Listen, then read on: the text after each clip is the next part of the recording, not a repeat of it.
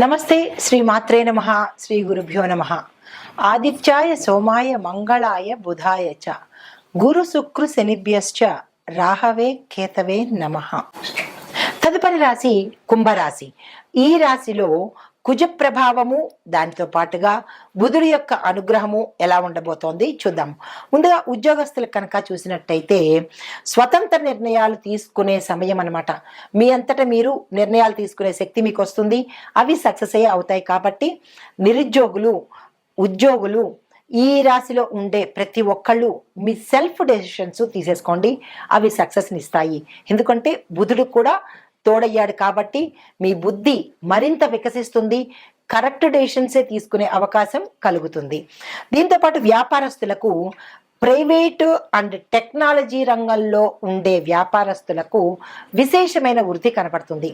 మీరు ఊహించని లాభాలు రావడము, మీరు ఎక్కువగా ఒకటే దీంతో నడిపిస్తున్న వాళ్ళు బ్రాంచెస్ పెట్టుకునేటట్టు, విస్తరణ అయ్యేటట్టు గోచరిస్తోంది. మీరు ఆ ప్రయత్నాలు తప్పనిసరిగా తీసేసుకోండి. బ్రాంచెస్ పెట్టడానికి కానీ, లేదా వ్యాపార విస్తరణకు కానీ, లేదా ఇలాంటి టెక్నాలజీనే దానికి సంబంధించిన సిస్టర్ కన్సర్న్స్ పెట్టుకోవాలనుకున్న ఈ సమయం చాలా మంచిది. కాబట్టి మీరు వెంటనే ప్రారంభించుకోండి. మంచి లాభాలు రావడము, పేరు కూడా మీకు వస్తుందన్నమాట. పలానా అంటే వ్యాపారస్తులకు మంచి నమ్మకస్తులు, వాళ్ళ దగ్గరికి వెడదాము, ఇలాంటి మంచి మంచి పేర్లు కూడా మీరు పొందే అవకాశము కనబడుతోంది. ఇంకా ఆరోగ్యపరంగా చూసినట్టయితే కనుక ఊపిరితిత్తుల సమస్యలు వచ్చే అవకాశము, తరువాత లంగ్స్ డ్యామేజ్ అయ్యే అవకాశము, దానితో పాటు హార్ట్కి సంబంధించినటువంటి బ్లాకేజెస్, అంటే ఆపరేషన్స్ జరగడం కానీ, కొలెస్ట్రాల్ వల్ల బ్లాక్ అవ్వడం కానీ, బ్లడ్కు సంబంధించిన సమస్యలతో పాటు ఊపిరితిత్తులు, లంగ్స్కి సంబంధించిన ఆస్తమా, ఇలాంటి సమస్యలు వేధించే అవకాశం ఉంది. వెంటనే డాక్టర్ పర్యవేక్షణ తప్పనిసరిగా తీసుకోండి. దీంతోపాటు కుటుంబ పరిస్థితిగా చూసినట్టయితే ఇంట్లో పెద్దల ఆరోగ్యం మీద తప్పనిసరిగా మీరు శ్రద్ధ పెట్టాలి. వారికి ప్రమాదాలు అయ్యే అవకాశం కనపడుతోంది. మీ పట్ల, మీ యొక్క పెద్దల పట్ల జాగ్రత్తలు తీసుకోండి. లైఫ్ స్టైల్ని మార్చుకోండి. గతంలో అనారోగ్యంగా ఉన్న వాళ్ళు మీ ఆరోగ్యం మీద శ్రద్ధ పెట్టండి.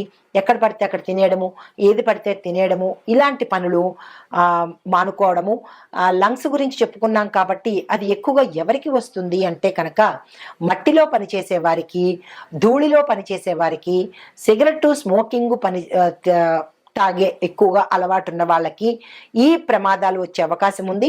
మీరు జాగ్రత్తలు తీసుకోండి. ట్రాఫిక్లో వెళ్ళేటప్పుడు కొంచెం నియంత్రణ పాటించండి. మిగతా అందరికీ చెప్పలేదు, ఎవరికైతే ఈ ప్రమాదాలు ఉన్నాయో, ఊపిరితిత్తుల సమస్యలు కొన్ని రాశుల వాళ్ళకే వస్తాయి కాబట్టి వారికి ప్రత్యేకంగా చెప్తున్నాను, తగు జాగ్రత్తలు తప్పనిసరిగా తీసుకోండి. అయితే మీకు చెప్పదగిన రాశి ఫలంగా పరిహారాలు ఏంటంటే కనుక మంగళవారం నాడు రక్తదానం చేసే ప్రయత్నం పెట్టుకోండి. ఒకరికో ఇద్దరికో, ఎంతమందికి అయితే మీకు శక్తి ఉంటే అంతమందికి రక్తదానం ఇచ్చే ప్రయత్నం తప్పనిసరిగా పెట్టుకోండి. ఆ కుజుడు అనుగ్రహిస్తాడు. దీనితో పాటుగా మంగళవారం నాడు శివుడికి రుద్రాభిషేకం తప్పనిసరిగా చేయించండి. ఇందాక మనం అనుకున్నట్టుగా పరిహారాల్లో ఏకాదశ రుద్రాభిషేకం శివుడికి చేయిస్తే కనుక కుజదోష నివారణ కూడా పోయే అవకాశం ఉంది. మరొక విషయం ఏంటంటే ఈ రాశిలో ఉండేవారికి, వివాహం కాని వారికి, స్త్రీలకైనా పురుషులకైనా కుజదోషం ఉందేమో అనేది ఒకసారి చెక్ చేయించుకుని అప్పుడు వివాహ ప్రయత్నాలు చేయండి. మీ అబ్బాయికి కానీ అమ్మాయికి కానీ జాతకంలో కుజదోషం ఉంటే కనుక అది తెలుసుకోకుండా జాతకానికి అడ్జస్ట్మెంట్ జాతకాలు, లేదా అంటే పెట్టుడు ముహూర్తాలు ఏదో కానిచ్చేద్దామన్నట్టు చేస్తే కనుక తర్వాత తీవ్రమైన పరిణామాలు చోటు చేసుకుంటాయి. కుజదోషం ఉన్న వాళ్ళకి కుజదోషం ఉన్న వాళ్ళనే చూడాలి తప్ప ఎవరిని పడితే వాళ్ళని చేసేసి ఏదో అమెండ్మెంట్లు చేసుకుని, పెట్టుడు ముహూర్తాలు పెట్టుకుని, జాతకాలు కిట్టించేసుకుని ఇట్లాంటి పనులు చేస్తే తర్వాత అనుభవించేది మీరే. కాబట్టి వివాహ ప్రయత్నం చేసేవారు తప్పనిసరిగా జాతక పరిశీలన చేయించుకుని ఏ స్థానంలో కుజుడు ఉన్నాడు అనే అంశాన్ని పరిశీలించుకుని ఆ అమ్మాయికో అబ్బాయికో కుజదోషం ఉందా అని విచారణ చేసి అప్పుడు వివాహ ప్రయత్నాలు చేసుకోండి. మంచి సంబంధాలు కుదిరే అవకాశం కనబడుతోంది. ఇక పిల్లల కోసం ప్రయత్నం చేసే వాళ్ళు ఏం చేస్తారంటే మంగళవారం నాడు తప్పనిసరిగా సుబ్రహ్మణ్యేశ్వర స్వామి ఆలయ దర్శనం చేసి అక్కడ కనుక దీపం పెట్టుకున్నట్టయితే సంతాన పరంగా మీరు చేసే ప్రయత్నాలు సత్ఫలితాన్ని ఇస్తాయి. ఇది ఈ రాశి వారికి చెప్పదగిన జ్యోతిష్య పరంగా గోచార రీత్యా ఫలితాలు, పరిహారాలు.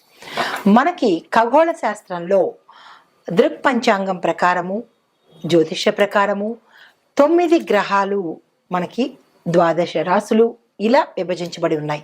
అయితే ఒక్కొక్క గ్రహానికి ఒక్కొక్క ప్రత్యేకత, ఒక్కొక్క విశిష్టత, వాళ్ళిచ్చే ఫలాలు, పరిహారాలు ఎలా ఉంటాయి అనేది ఒక అంశమైతే, ఒక్కొక్క గ్రహానికి, శని గ్రహానికి, రాహుకేతువులకి, కుజుడికి, రవికి, చంద్రుడికి ఇలా వారి వారి యొక్క ప్రత్యేకతలు వారివి అయినప్పుడు వారు ఈ రాశుల మీదకి పరిగణలోకి తిరుగుతున్నప్పుడు, ఉదాహరణకి కుజుడు ఇప్పుడు మిథున రాశిలోకి వస్తున్నాడు అంటే ఆయన యొక్క ఫలితాలు ఒక్కొక్క రాశిలో ఎలా ఉంటాయి, ఇది కామన్. ప్రతిసారి మనకి ఖగోళంలో ఈ మార్పు చేర్పులు జరుగుతూ ఉంటాయి, తిరుగుతూ ఉంటారు. అప్పుడు తిరుగుతున్నప్పుడు మనకి ప్రత్యేకంగా ఒకరోజు ఒకలాగా, ఒక వారం అంతా ఒకలాగా, ఒక నెలంతా ఒకలాగా, ఇలాగా వారి యొక్క పరిభ్రమణను బట్టి, వారి యొక్క గమనాన్ని బట్టి మనకి స్థితిగతులు మారిపోతూ ఉంటాయి, ఆరోగ్యాలు మారిపోతూ ఉంటాయి.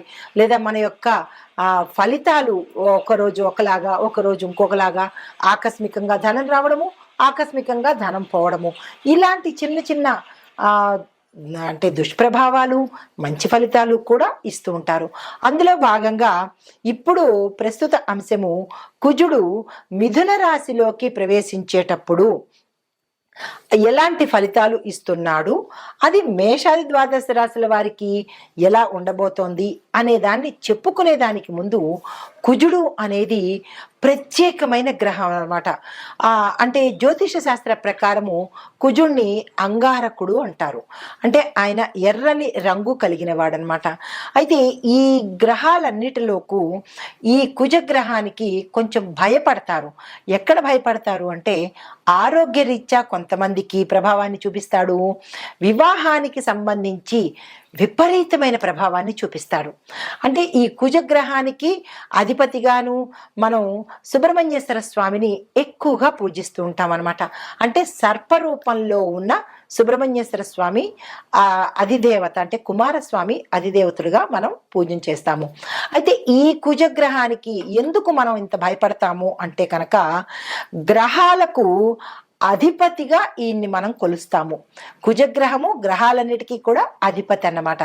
అయితే ఈ గ్రహము రక్తము, బలము, భూమి మీద ఎక్కువగా ప్రభావం చూపిస్తుంది.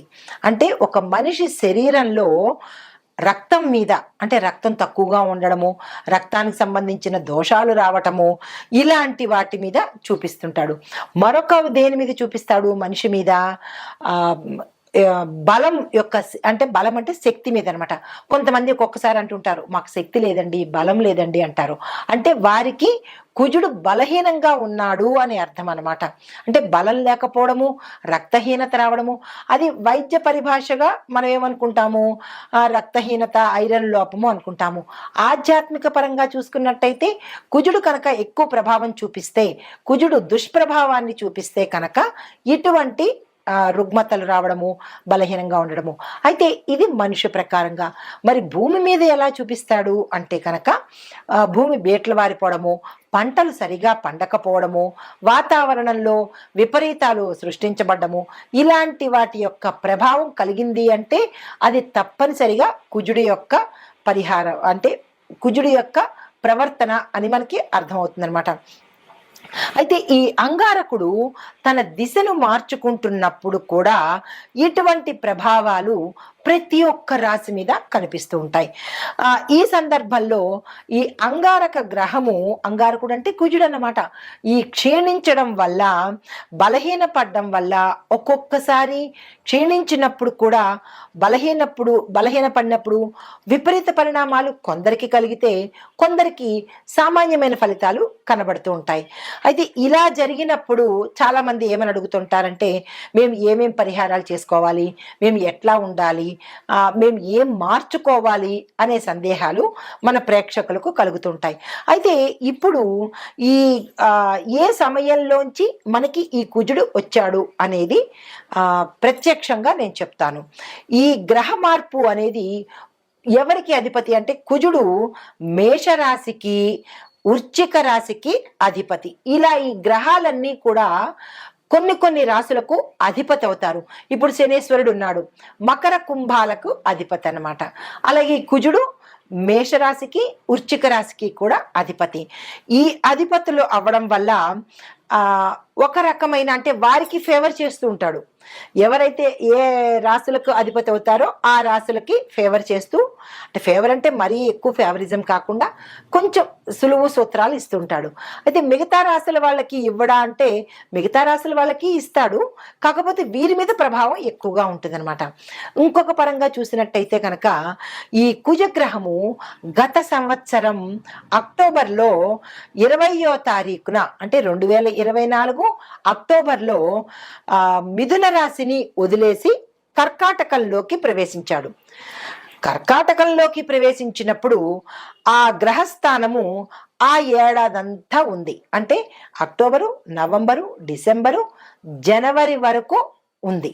జనవరి 21 నుంచి మళ్ళా తన స్థానాన్ని మార్చుకొని 25 అంటే 2025 ఇప్పుడు ప్రస్తుతం అన్నమాట. జనవరి 21 నుంచి మళ్ళా మిథున రాశిలోకి వచ్చేసాడు. మిథునంలోకి కర్కాటకంలోకి వెళ్ళి మళ్ళా రివర్ట్ అయ్యి మళ్ళా మిథునంలోకి వచ్చాడనమాట. ఈ మిథునంలోకి రావడం వల్ల ఎటువంటి పరిణామాలు చోటు చేసుకుంటున్నాయి, వెళ్ళినవాడు మళ్ళీ వెనక్కి తిరిగిపోయాడు, తిరగడం వల్ల ఏమైంది, ఎలాంటి పరిణామాలు చోటు చేసుకుంటున్నాయి అనే అంశంలో కనుక మనం చూసినట్టయితే ఈ విషయాన్ని పరిశీలించేదానికి ముందుగా మీకు ఒక చిన్న విషయం చెప్తాను.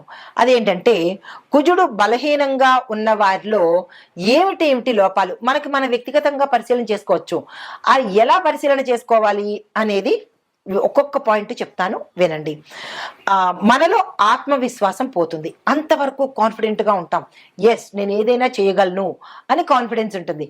ఎప్పుడైతే కుజుడు బలహీనపడ్డాడో అప్పటి వరకు బాగున్న వాళ్ళు ఏమంటారు, నేను ఈ పని చేయలేను, నేను చాలా బలహీనంగా ఉన్నాను, నాకు అసలు బాగోలేదు, నేను చేయగలనా అని ఒక నిరాశలోకి వెళ్ళిపోతారనమాట.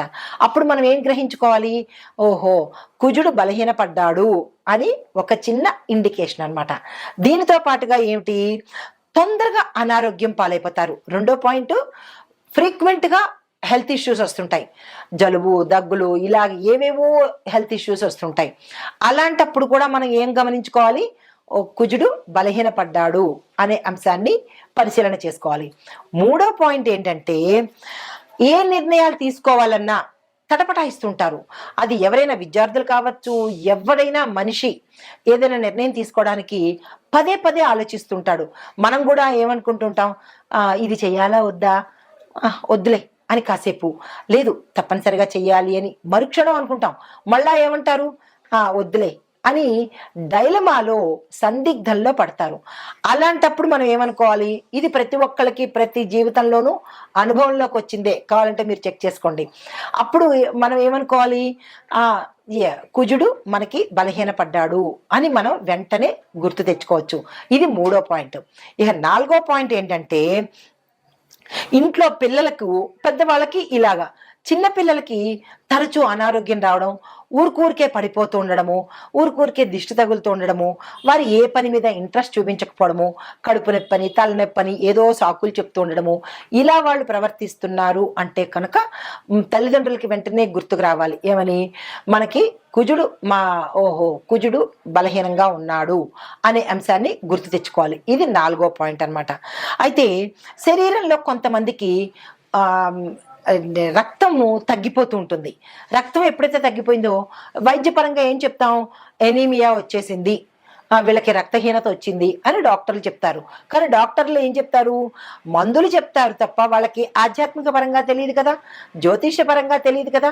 జ్యోతిష్య పరంగా మేమేం చెప్తాము అంటే, కుజుడు బలహీనపడ్డాడు కాబట్టి కుజుడుకు సంబంధించిన గ్రహాలు శాంతి చేయించుకుంటే, ఎందుకు, కుజుడు రక్తం మీద ప్రభావాన్ని చూపిస్తాడు కాబట్టి దానికి సంబంధించిన పరిహారాలు చేసుకోవాలి, అది తప్పనిసరిగా మనకి జాతకంలోనే బయటపడుతుంది. డాక్టరు నాడి పట్టుకుంటేనో, స్టెత్ పట్టుకుంటేనో, కళ్ళు చూస్తేనో రక్తం లేదు అని చెప్తాడు. జ్యోతిష్యులు ఏం చెప్తారు? జాతక పరిశీలన చెయ్యంగానే అందులో మీకు కుజదోషం ఉంది కాబట్టి మీకు ఈ పరిస్థితులు వస్తున్నాయి అనే అంశాన్ని చెప్తారు. అంటే ఇటు వైద్యపరంగానూ కరెక్టే, ఇటు ఆధ్యాత్మిక పరంగానూ కరెక్టే. రెండు మనం తీసుకోవాలి. ఈ రెండు తప్పనిసరి, ఒకటే బేస్ మీద కాకుండా. అయితే దీనికి మనం ఏం చేసుకోవాలి అంటే కనుక ఎక్కువ క్యారెట్ తీసుకోవాలి. అంటే రక్తం తక్కువ ఉన్న వాళ్ళకి రెమెడీస్ చెప్తున్నాను. క్యారెట్ తీసుకోండి, టమాటాలు తీసుకోండి, బీట్రూట్లు, పప్పు, బెల్లము, ఇటువంటి పదార్థాలు మీరు తీసుకుంటూ ఇవే పదార్థాలు దానంగా ఇచ్చేయండి. అంటే వైద్యపరంగా మీరు ఇవి తింటూ ఉండాలి, ఆధ్యాత్మిక జ్యోతిష్యపరంగా ఇవి దానాలు ఇవ్వాలి. ఇస్తే అటు డాక్టర్ని మీరు సాటిస్ఫై చేసినట్టు, ఇటు గ్రహాల్ని కూడా సాటిస్ఫై చేసినట్టు అనమాట. గుర్తుపెట్టుకోండి, ఇవి మీరు దానంగా ఇవ్వాలి. దీనితో పాటుగా సాధ్యమైనంత వరకు డాక్టర్లు ఏం చెప్తుంటారు? ఎక్కువగా మీరు నేల మీద పడుకోండి, దిళ్ళు పెట్టుకోకండి అని చెప్తుంటారు కదా, అది వైద్యపరంగా. అయితే ఇప్పుడు జ్యోతిషపరంగా కూడా మనం ఏం చేయాలి? కుజగ్రహం తక్కువగా ఉన్నప్పుడు, బలహీనంగా ఉన్నప్పుడు తప్పనిసరిగా మీకు ఈ సిమ్టమ్స్ కనపడుతుంటే నేల మీదే పడుకోండి. ఎందుకు అంటే కుజుడు అంటే అంగారకుడు భూమిపుత్రుడు కదా, కాబట్టి భూశయనం తప్పనిసరి అన్నమాట. అప్పుడు కొంత గ్రావిటేషనల్ పవర్గా, అంటే నేను మీకు రెండూ చెప్తున్నాను, ఆధ్యాత్మికంగాను చెప్తున్నాను, అంటే ఆధ్యాత్మికం అంటే జ్యోతిషపరంగాను చెప్తున్నాను, ఇటు వైద్యపరంగాను చెప్తున్నాను. ఈ వైద్యపరంగా కూడా ఏం చేయొచ్చు? మనం నేల మీద పడుకోవచ్చు. నేల మీద ఎందుకు అంటే భూమికి గ్రావిటేషన్ పవర్ ఉంటుంది కాబట్టి మనలో ఏదైనా శక్తిహీనత ఉంటే, వెంటనే నెగిటివిటీ ఉంటే అది భూమి తీసేసుకుంటుంది అనమాట. ఆ పరంగా భూమి మీద పడుకోమని చెప్తారు. ఇటు జ్యోతిష పరంగా అంగారకుడు భూమిపుత్రుడు కాబట్టి భూశయనం చేస్తే మనకి రక్త ప్రసరణ ఎక్కువగా, నరాలు యాక్టివేట్ అయ్యి రక్త ప్రసరణ వృద్ధి అవుతుంది. ఇది రెండు పరంగా చెప్తున్నాను, జాగ్రత్తగా వినుకోండి. దీంతో పాటుగా ఏం చేయొచ్చు అంటే కనుక ప్రతిరోజు సూర్యుడికి నమస్కారం పెట్టాలి, తప్పదు. సూర్యుడికి నమస్కారం పెడితే కొంత పరిహారం కలుగుతుందన్నమాట. దీనితో పాటుగా మరికొంత ఏంటంటే చిన్న చిన్న పరిహారాలు చెప్తాను. ఆ పరిహారాలు జ్యోతిష్యపరంగా చెప్తాను. ఇప్పుడు కుజుడు మనకి ఎలాంటి ఫలితాలు ఇస్తాడు అనే అంశాన్ని చూసాం కదా. అయితే ఈ కుజదోష నివారణలు మనం ఆధ్యాత్మిక పరంగా, జ్యోతిష పరంగా ఎలా చేసుకోవాలి అనేది ఒక్కొక్క పాయింట్గా చెప్తాను. వీలైతే నోట్ చేసుకోండి, లేదా అంటే మళ్ళా చూసుకోండి. చాలా మోస్ట్ ఇంపార్టెంట్ అయిన రెమెడీస్ నేను మీకు అందిస్తున్నాను. కుజదోష నివారణకు శివాలయంలో ఏకాదశ రుద్రాభిషేకం చేయించుకోవాలి. మొదటి పాయింట్. 7 మంగళవారాలు చేయించుకోవాలి. మీకు సందేహం రావచ్చు ఎన్ని సార్లు చేయించుకోవాలి అని. 7 మంగళవారాలు శివాలయంలో ఏకాదశ రుద్రాభిషేకం చేయించుకోవాలి. మొదటి పాయింట్. అది ఎప్పుడు చేయించుకోవాలి? ఉదయం 7 గంటల లోపల. ఇది ఫస్ట్ పాయింట్. తరువాత నాగుల పుట్టను దర్శనం చేసుకొని పుట్టమన్ను చెవికి ధరించాలి. ఇది రెండో పాయింట్, తప్పనిసరిగా చేసుకోవాలి. మూడో పాయింట్, ఆదివారం నాడు ప్రతిరోజు అంటే ప్రతి ఆదివారం నాడు సాయంత్రం 4:30 గంటల నుంచి 6 గంటల లోపుగా నిమ్మకాయ డొప్ప మీద దీపారాధన చెయ్యాలి. తరువాత సుబ్రహ్మణ్య అష్టకం చదవాలి, తప్పనిసరి. గుర్తుంది కదా. తరువాత మూడో పాయింట్, కుజదోష నివారణకు 12 రోజుల పాటు 9 సార్లు 12 రోజులు అంటే ఒక్కొక్క రోజు 9 సార్లు సుబ్రహ్మణ్యేశ్వర స్వామి అష్టోత్తర శతనామావళి చదవాలి. గుర్తుంది కదా. తరువాత నెక్స్ట్ది అష్టోత్తర రిపీట్ అష్టమూలిక తైలంతో సుబ్రహ్మణ్యేశ్వర స్వామి వారికి దీపారాధన తప్పనిసరిగా చేసుకోవాలి. మరి ఒక పరిహారము, శని, ఆది, సోమవారాల్లో అష్టమూలికా తైలంతో సుబ్రహ్మణ్యేశ్వర స్వామి వారికి మట్టి ప్రమిదలో ఎర్రని ఒత్తు వేసి దీపారాధన చేసుకోవాలి. ఎరుపు రంగు కుజుడికి ప్రతీక కాబట్టి, ఇష్టపడతాడు కాబట్టి ఆ పరిహారం తప్పనిసరిగా చేసుకోండి. తరువాత సుబ్రహ్మణ్యేశ్వర స్వామి కరావలంబ స్తోత్రము 11 రోజుల పాటు 80 సార్లు చదవాలి. ఇందులో ఎటువంటి డిస్కౌంట్లు లేవు, ఎటువంటి అమెండ్మెంట్స్ లేవు. మళ్ళా చెప్తున్నాను, కుజగ్రహము చాలా తీవ్రమైన పరిణామాలు ఇస్తాడు కాబట్టి చాలా జాగ్రత్తగా దగ్గర పెట్టుకొని మళ్ళా రాసుకునో లేకపోతే మళ్ళా చూసో ఈ పరిహారాలు ప్రతి ఒక్కరూ, కుజదోషం ఉన్నవాళ్ళు, అందులో ఇప్పుడు నేను చెప్పబోయే ప్రతి రాసుల్లో ఉన్న వాళ్ళు కూడా ఈ పరిహారం చెయ్యాలి. సుబ్రహ్మణ్య కరావలంబ స్తోత్రం 11 రోజుల పాటు ప్రతి ఒక్క రోజు 80 సార్లు తప్పనిసరిగా చదవాలి. మరి ఒక పరిహారము, కుజదోష నివారణకు సుబ్రహ్మణ్య మాలా మంత్రం అని ఉంటుంది. దాన్ని 42 రోజుల పాటు రోజుకు ఒక్కసారి తప్పనిసరిగా చదవాలి. ఇప్పుడు ఇంత వివరంగా చెప్పాను కదా, ఈ పరిహారాలు మీరు ఎక్కడ రాసుకుంటారో రాసుకోవడమో వినడమో చేసుకుని ఈ పరిహారాలు కుజదోషం ఉన్నవారు మీ జాతక పరిశీలన చేయించుకుని తప్పనిసరిగా ఈ పరిహారాలు చేయాలి. ఇందులో డిస్కౌంట్స్ కానీ అమెండ్మెంట్స్ కానీ ఎటువంటి కన్సెషన్స్ కానీ ఉండవు. ఈ నివారణలు, ఈ ఉపాయాలు తప్పనిసరిగా చేసుకో. ఇప్పుడు కుజగ్రహము మిథున రాశిలోకి ప్రవేశించడం వల్ల మొత్తం మీద ఒక్కొక్కరికి ఎలా ఉండబోతోంది అంటే, అన్ని రాశుల వాళ్ళకి, ఉద్యోగస్తులకు ఒత్తిడి పెరుగుతుంది కానీ కొత్త అవకాశాలు వస్తాయి. వ్యాపారస్తులకు పెట్టుబడుల్లోనూ మంచి అవకాశాలు వస్తాయి. కొన్ని వ్యాపారాలు నష్టాల్లోకి పెడతాయి. ఆరోగ్యపరంగా చూసినట్టయితే శస్త్రచికిత్సలు జరగడము, హృదయానికి, లంగ్స్కి, తర్వాత జీర్ణ వ్యవస్థకు, ఇలా మేజర్ పార్ట్లకు ఇబ్బంది కలిగే అవకాశం ఉంది. అది జాగ్రత్తలు తీసుకోండి. కుటుంబ పరంగా ఒత్తిడులు, విడిపోవడాలు ఇలాంటి సమస్యలు కనబడుతున్నాయి. అవి జాగ్రత్తలు తీసుకోండి. అయితే ముఖ్యమైన పరిహారాలు ఓవరాల్గా చెప్పదగినది ఏంటంటే, హనుమాన్ చాలీసా ప్రతి ఒక్కళ్ళు 3 సార్లు చదవవలసిందే. తరువాత రక్తదానం తప్పనిసరిగా చేయాల్సిందే. ఎర్రని వస్త్రధారణ ప్రతి మంగళవారము ధరించవలసిందే. గోపూజ, శివపూజ తప్పనిసరిగా చేయవలసిందే.